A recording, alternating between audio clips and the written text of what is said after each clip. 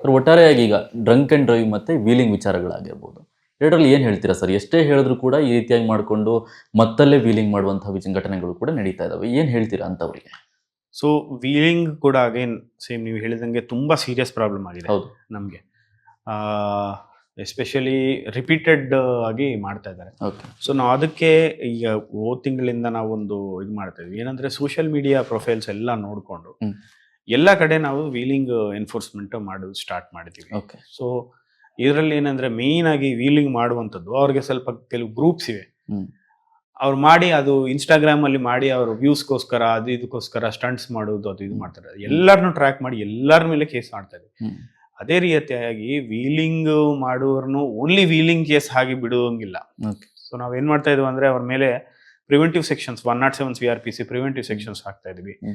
ಅವರು ಜುವೆನೈಲ್ಸ್ ಆದ್ರೆ ಅವ್ರ ತಂದೆ ತಾಯಿ ಮೇಲೆ ಕೇಸ್ ಹಾಕ್ತಾ ಇದೀವಿ. ಜೆ ಆಕ್ಟ್ ಅಲ್ಲಿ ಜುವೆನೈಲ್ ಜಸ್ಟಿಸ್ ಆಕ್ಟ್ ಅಲ್ಲಿ ಕೇಸ್ ಹಾಕ್ತಾ ಇದೀವಿ. ಮತ್ತೆ ಅದೇ ರೀತಿಯಾಗಿ ಅವ್ರದ್ದು ಲೈಸೆನ್ಸ್ ಕ್ಯಾನ್ಸಲೇಷನ್ ಮಾಡ್ತಾ ಇದೀವಿ. ಮಾಡಿಫೈಡ್ ಇದ್ರೆ RC ಕ್ಯಾನ್ಸಲೇಷನ್ ಮಾಡ್ತಾ ಇದೀವಿ. ಸೊ ಒಂದ್ಸಲ ಅವ್ರು ನಮ್ಮ ವೀಲಿಂಗ್ ನಮ್ಮ ಕೈಗೆ ಸಿಕ್ಕಾಕೊಂಡಿದ್ರೆ ಅವರು ಮತ್ತೆ ವೀಲಿಂಗ್ ಮಾಡೋ ಚಾನ್ಸೇ ಇಲ್ಲ. ಅಷ್ಟು ಕ್ರಮಗಳು ನಮ್ಮ ಕಮಿಷನರ್ ಸರ್, ನಮ್ಮ ಅಡಿಷನಲ್ ಕಮಿಷನರ್ ಇವರ ಇದರಿಂದ ಇನ್ಸ್ಟ್ರಕ್ಷನ್ಸ್ ಇಂದ ನಾವು ಆ ತರ ಕಂಪ್ಲೀಟ್ ಆಗಿ ಮಾಡ್ತಾ ಇದೀವಿ. ಬಟ್ ಜನರು ಕೂಡ ನನಗೆ ವಿನಂತಿ ಏನಂದ್ರೆ, ಈ ತರ ವೀಲಿಂಗ್ ಮಾಡಿದ್ರೆ ನೀವು ಫೋಟೋ ಮಾಡಿ ವಿಡಿಯೋ ಮಾಡಿ ನಮಗೆ ಕೊಡಿ, ಇಮಿಡಿಯೇಟ್ ಆಗಿ ಟ್ಯಾಗ್ ಮಾಡಿ, ನಾವು ಖಂಡಿತ ಅವ್ರ ಮೇಲೆ ಆಕ್ಷನ್ ತಗೊಂತೀವಿ. Second thing drunk and drive. Drunk and drive ಬಗ್ಗೆ ನಿಮಗೆ serious problem. Last time total ನಾವು ಒಂದು 15,000 ಕೇಸಸ್ ಹಾಕಿದ್ವಿ ಡ್ರಿಂಕ್ ಆ್ಯಂಡ್ ಡ್ರೈವ್. ತುಂಬಾ ಕೇಸಸ್ ಮಾಡ್ತಾ ಇದೀವಿ. ಆಲ್ಮೋಸ್ಟ್ ಈಗ ನಮಗೆ ನನ್ನ ಜುರಿಸ್ಡಿಕ್ಷನ್ ಅಲ್ಲಿ 25-30 ಪಾಯಿಂಟ್ಸ್ ಇಂದ ನಾವು ಮಾಡ್ತಾ ಇದೀವಿ. Again same drunk and drive ಅಲ್ಲಿ ಅವ್ರ ಡ್ರಂಕ್ ಆ್ಯಂಡ್ ಡ್ರೈವ್ ಕೇಸ್ ಗಾಡಿ ಸೀಸ್ ಮಾಡೋದು, ಕೋರ್ಟ್ ಅಲ್ಲಿ ಫೈನ್ ಮಾಡೋದು ಒಂದು ನಾರ್ಮಲ್. ಬಟ್ ಅವ್ರದ್ದು ಡ್ರೈವಿಂಗ್ ಲೈಸೆನ್ಸ್ ಕ್ಯಾನ್ಸಲ್ ಮಾಡ್ತಾ ಇದೀವಿ ನಾವು. ಅವ್ರ ಡ್ರೈವಿಂಗ್ ಲೈಸೆನ್ಸ್ ಸಸ್ಪೆಂಡ್ ಮಾಡ್ತಾ ಇದೀವಿ. ಕ್ಯಾನ್ಸಲ್ ಅಲ್ಲ, ಸಸ್ಪೆನ್ಷನ್ ಬರ್ತಾ ಇದೀವಿ. ಅದು ಸಸ್ಪೆಂಡ್ ಆಗುತ್ತೆ ಅಂದ್ರೆ ಇಷ್ಟು ದಿವಸ ಅವ್ರು ಡ್ರೈವಿಂಗ್ ಮಾಡಕ್ ಆಗಲ್ಲ. ಸೊ ಅಷ್ಟು ನಾವು ಮಾಡ್ತಾ ಇದೀವಿ. ಈವನ್ ಆಕ್ಸಿಡೆಂಟ್ಸ್ ಅಲ್ಲಿ ಕೂಡ ಪ್ರತಿ ಒಂದು ಕೇಸಲ್ಲಿ ನಾವು ಬ್ಲಡ್ ಸ್ಯಾಂಪಲ್ ತಗೊಂಡು ಕುಡಿದಿನ ಇಲ್ಲ ಚೆಕ್ ಮಾಡ್ತಾ ಇದ್ವಿ. ಸೊ ಅದರಿಂದ ಕೂಡ ನಮ್ಗೆ ಗೊತ್ತಾಗುತ್ತೆ ಅವ್ರು ಕುಡಿದು ಇದು ಮಾಡ್ತಾ ಇದ್ದಾರೆ ಚಲಾಯಿಸ್ತಾ ಅದು ಕೂಡ. ಸೊ ಅವ್ರಿಗೆ ಕುಡಿದು ಇದು ಮಾಡಿದ್ರೆ ಸೆಲ್ಫ್ ಆಕ್ಸಿಡೆಂಟ್ ಆಗಿದ್ರೆ ಫಾರ್ ಎಕ್ಸಾಂಪಲ್ ಅವ್ರಿಗೆ ಇನ್ಶೂರೆನ್ಸ್ ಬರಲ್ಲ.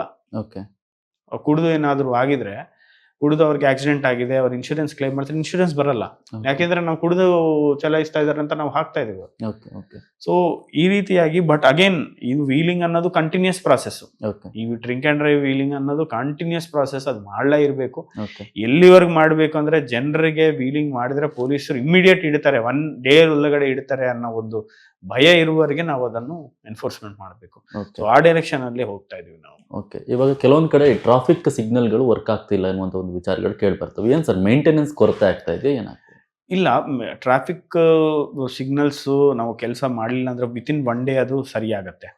ಬಟ್ ಕೆಲವು ಪ್ರಾಬ್ಲಮ್ಸ್ ಏನಾಗುತ್ತೆ ಅಂದ್ರೆ ಪವರ್ ಕಟ್ಸ್ ಇರ್ಬೋದು, ಕೆಲವು ಕಡೆ ಏನಾದ್ರೆ ಬ್ಯಾಟ್ರಿ ಡಿಸ್ಚಾರ್ಜ್ ಆಗುತ್ತೆ. ಇಂಥ ಪ್ರಾಬ್ಲಮ್ಸ್ ಬಿಟ್ರೆ ನಮಗೀಗ ಫಾರ್ ಎಕ್ಸಾಂಪಲ್ ನಮ್ಮ ಜುರಿಸ್ಡಿಕ್ಷನ್ ಅಲ್ಲಿ ಸಪೋಸ್ 170-180 ಕ್ಯಾಮ್ರಾಸ್ ಇವೆ, ಸಾರಿ ಸಿಗ್ನಲ್ಸ್ ಇವೆ. 120-180 ಕ್ಯಾಮ್ರಾಸ್ ಅಲ್ಲಿ ನಾವು ಪ್ರತಿದಿನ ತಗೊಂಡಿದ್ರೆ 3-4ಕ್ಕಿಂತ ಜಾಸ್ತಿ ನಮಗೆ ಡೌನ್ ಆಗಲ್ಲ. ಅಂಡ್ ಅದು ಕೂಡ ಕಂಪನಿದವ್ರಿಗೆ ಹೇಳಿದ್ರೆ ವಿತಿನ್ 1 ಡೇ ಅದನ್ನ ಸರಿ ಮಾಡಿಸ್ತಾರೆ. ಬಟ್ ಕೆಲವು ಸಲ ಏನಾಗುತ್ತೆ, ಈ ಯಾವುದೊಂದು ಬೇರೆ ಕೆಲಸಗಳ BWSSB ವರ್ಕ್, BBMP ವರ್ಕ್ ಇಂದ ಅದು ಡಿಗ್ ಮಾಡ್ತಾರೆ. ಅದರಿಂದ ಕೆಲವು ಸಲ ಏನಾಗುತ್ತೆ, ವೈರ್ಸ್ ಎಲ್ಲ ಇದಾಗಿ ಅದರಿಂದ ಬಟ್ ನ್ಯಾಚುರಲ್ ಆಗಿ ಟ್ರಾಫಿಕ್ ಸಿಗ್ನಲ್ಸ್ ಅವಂತಾವು ಕೆಲಸ ಮಾಡಲ್ಲ ಅನ್ನೋದು ಪ್ರಶ್ನೆ ಬರಲ್ಲ. ಯಾಕೆಂದ್ರೆ ಕಂಪನಿದವ್ರು ವಿತಿನ್ 1 ಡೇ ಅದನ್ನು ಸರಿ ಮಾಡಿಸ್ತಾರೆ. 1 ಡೇ ಕೂಡ ಅಲ್ಲ, 6 ಅವರ್ಸ್ ಅವ್ರು ಬಂದು, ಅವ್ರ ಟೀಮ್ ಇರ್ತದೆ, ಅವ್ರು ಬಂದು ಸರಿ ಮಾಡಿಸಿ ಹೋಗ್ತಾರೆ. ಅದು ಪ್ರೈವೇಟ್ ಕಂಪನಿ ಅದು. ಸೊ ಅಷ್ಟು ಪ್ರಾಬ್ಲಮ್ ಇರಲ್ಲ ಅದ್ರ ಬಗ್ಗೆ.